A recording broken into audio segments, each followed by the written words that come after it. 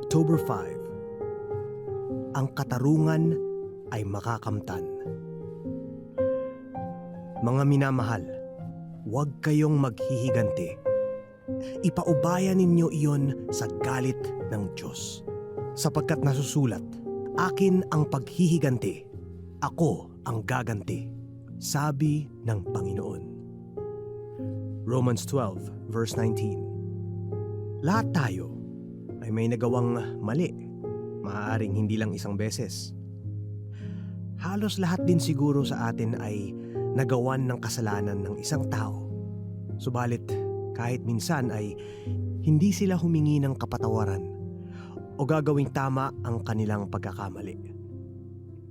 Isa sa mga nagiging hadlang para takasan at kalimutan ang sakit at kapaitan ay lubos mong pinanghahawakan, makatwirang pinaniniwalaan na ang katarungan ay kailangan makamtan, na ang moral fabric ng mundong sansinukob ay malulutas kung ang mga tao ay kinakalimutan lang ang mga masasamang ginawa nila at panlilin lang sa iba.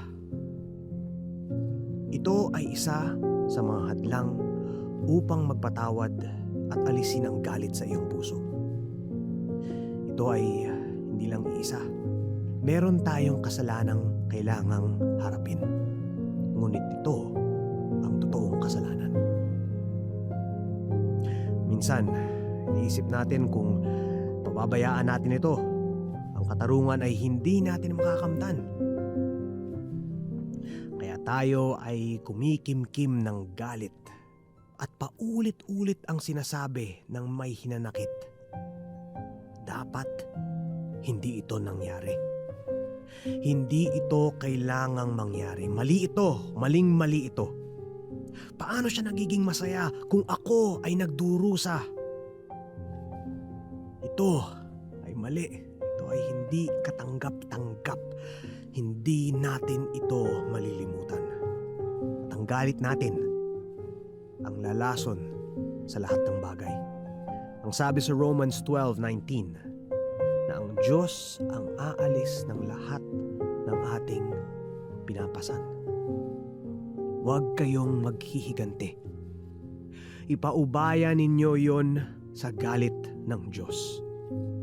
Ano nga ba ang ibig sabihin nito sa inyo? Alisin mo ang dala-dala mong galit. Alisin mo ang mga bagay na magdudulot sa iyo ng sakit. Alisin mo.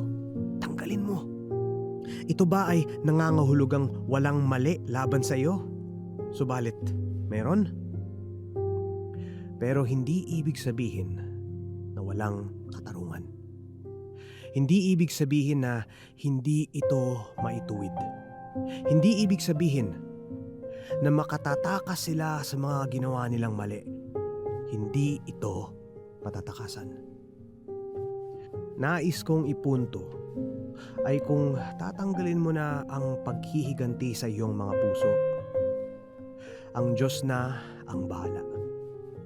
Hindi ito daan para maghiganti, pero ito ang daan upang ibigay sa karapat-dapat na maghiganti. Ako ang gaganti, sabi ng Panginoon. Ipaubaya mo sa Kanya. Siya na ang bahala. At ang katarungan ay makakamtan. Ito ay isang maluwalhating kaginhawaan.